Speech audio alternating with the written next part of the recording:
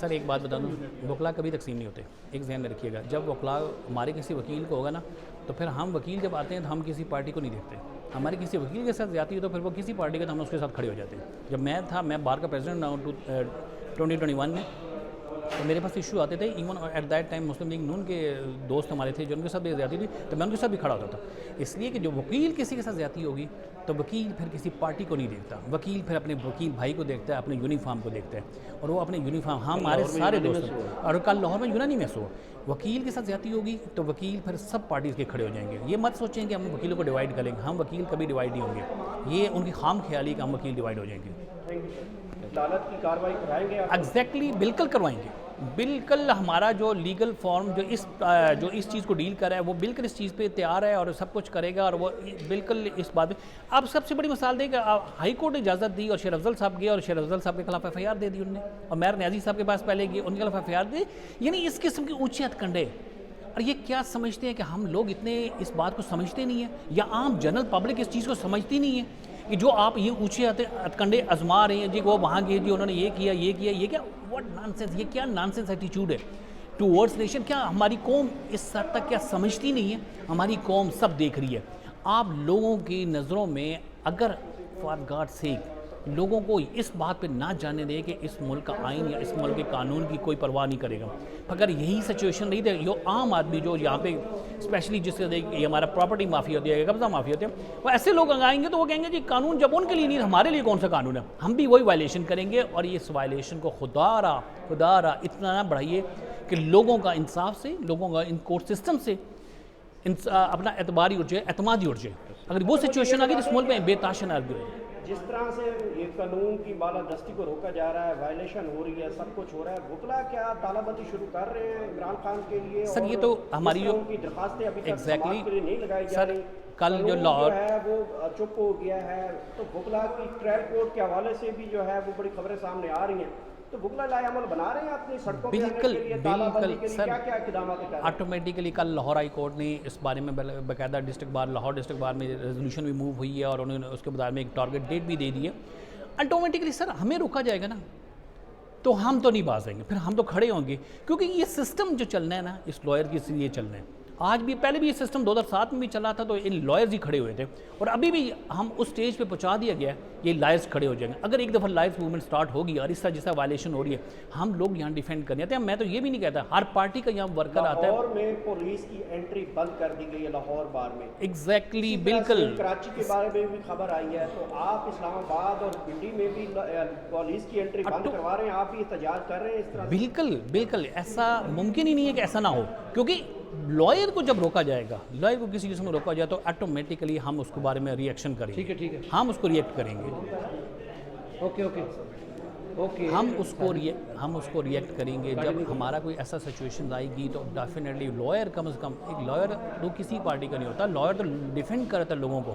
اگر اس قسم کی اگر ہم پولیس کو اجازت دے دی اور اس طرح پولیس ہمیں روکنا شروع کر دی اور اس طرح کہ ہمارے پاس لا انفورسمنٹ ایجنسیاں استعمال ہوئیں تو پھر ہم بھی ایک راست اقدام اٹھانے پہ مجبور ہو جائیں گے. سر وکلا جو ہیں وہ دو دھڑوں کے اندر تقسیم ہوتے ہیں. ہمیشہ دیکھا جاتا ہے کہ وہ کہتے ہیں کہ جو پی ٹی آئی کے وکلا ہیں وہ صرف پی ٹی آئی کے لیے پولیٹکس کرتے ہیں، یہ الزامات ان پر عائد کیا جاتا ہے. دوسرے کہتے ہیں کہ وہ قانون کے ساتھ نہیں کھڑے ہوئے. میں وکیل تھا گورنمنٹ کا اور عمران کا.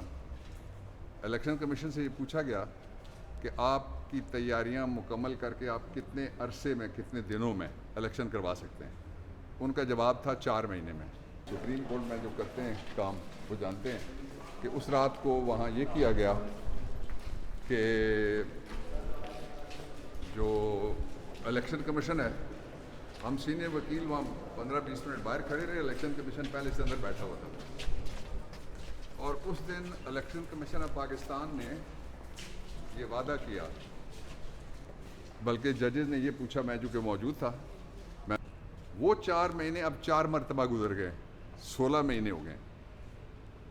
الیکشن کمیشن کو جو مراعات ملتی ہیں، جو ان کو گاڑیاں ملتی ہیں، جو ان کو تنخواہیں ملتی ہیں، پینشنیں بھی ملتی ہیں. کچھ لوگ تو ایسے ہیں جن کو ایک سے زیادہ پینشن غالباً مل رہی ہے، اور وہ سارے کے سارے پہلے نوکری کر کے وہ مراعات لے کے، یہ مراعات لے کے، اگر 24 کروڑ 10 لاکھ لوگوں کو یہ کہتے ہیں کہ ہم الیکشن نہیں کرا سکتے، تو کیا ان کو ٹیوشن پڑھانے کی ضرورت پڑ گئی ہے کہ ان کو بتایا جائے کہ آئین کی کتاب کھولیں اور اس میں آپ دیکھیں بڑی سادہ اور معصوم انگریزی میں لکھا ہوا 90 دن میں الیکشن ہونے ہیں. وہ اگر نہیں کر سکتے تو ان کو استعفیٰ دے دینا چاہیے, اور پھر سپریم کورٹ کو ان سے پھر برات اور تنخواہیں, اس لیے کہ سپریم جوڈیشل کونسل ان کو ہٹا سکتی ہے, وہ ریکور کرنے چاہیے. ان کا صرف ایک کام ہے الیکشن کمیشن آف پاکستان کا, کوئی پی آر ان کا کام نہیں ہے, پریس ریلیز ان کا کام نہیں ہے, پریس ٹاک ان کا کام نہیں ہے. ان کا کام, یہ میں نہیں کہہ رہا, یہ آپ کا کانسٹیٹیوشن کہہ رہا ہے.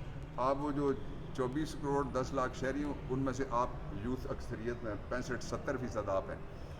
اور وہ کہتا کیا ہے, جو سمپلی کہا گیا ہے اس میں 2018 ہے, 218 آرٹیکل ہے, سب آرٹیکل 3, وہ کہتا ہے کہ الیکشن کمیشن سب سے پہلے آرگنائز کرے گا, میں اردو میں بتاتا ہوں, دوسرا پھر کانڈکٹ کرے گا, یعنی پہلے ان کا بندوبست کرے گا, جو انہوں نے کہا تھا 4 مہینے میں ہو جائے گا. یہ 4 دفعہ 4 پیچھے جائیں تو 16 مہینے پہلے انہوں نے کہا تھا, سپریم کورٹ کو کہا تھا, کوئی گلی میں کھڑے ہو کے نہیں کہا. اور دوسرا کیا, پھر اس کو منعقد کروائیں گے, آرگنائز کریں گے, پھر کانڈکٹ کریں گے, منعقد کروائیں گے, الیکشن کا انعقاد ہوگا. کس طرح سے ہوں گے الیکشن؟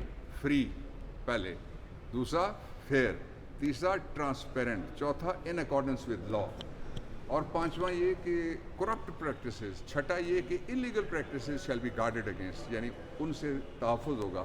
اس کا سادہ مطلب یہ ہے, ایک ون لائنر, کہ جو ووٹ اس نوجوان نے یا اس نوجوان نے ڈالا ہے وہ نکلنا چاہیے, گننے والے نہیں جیتنے چاہیے, ووٹ ڈالنے والے جیتنے چاہیے.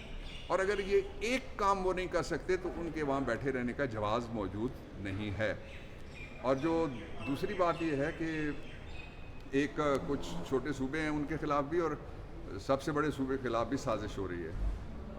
الیکشن کمیشن یہ کہتا ہے کہ ہم کریں گے نئی حلقہ بندیاں, اور پھر دیکھیں گے کہ کون سا حلقہ کہاں تک جاتا ہے. آپ صوبے سے باہر نہیں نکل سکتے. آئین کا آرٹیکل 51 پڑھ لیں, جو پنجاب کو سیٹیں ملی ہیں وہ پنجاب کی ہیں, اس لیے کہ ان سیٹوں میں سے پھر خواتین کی سیٹیں ہیں, پھر ان سیٹوں میں سے جو مائنورٹیز ہیں ان کی بھی سیٹیں ہیں. تو اس لیے جو الیکشن کمیشن اس وقت کر رہا ہے اس کو ماورائے آئین کم از کم کہا جا سکتا ہے. اور اگر یہ سارا کچھ ہو گیا تو فیڈریشن کا وجود خطرے میں آ جائے گا. اس کی وجہ میں آپ کو بتاتا ہوں. اگر آپ نومبر سے کسی طریقے سے آگے الیکشن لے کے جاتے ہیں, 90 دن کے اندر ہونے چاہیے, پہلی بات ہے, تو نومبر کے اندر تو یہ سینٹ ٹوٹ جائے گا. پھر سینٹ وہ واحد جگہ ہے جہاں پہ ہاؤس آف فیڈریشن میں جو پاکستان کے سارے صوبوں کی نمائندگی وہاں پہ برابر موجود ہے. اگر سب سے کم سیٹیں فرض کریں بلوچستان کی اسمبلی میں اور سب سے زیادہ پنجاب کی اسمبلی میں, لیکن ان میں سے ووٹ جو کاؤنٹنگ ہے پروپورشنل ریپرزنٹیشن کی فارمولے کے مطابق وہ بالکل برابر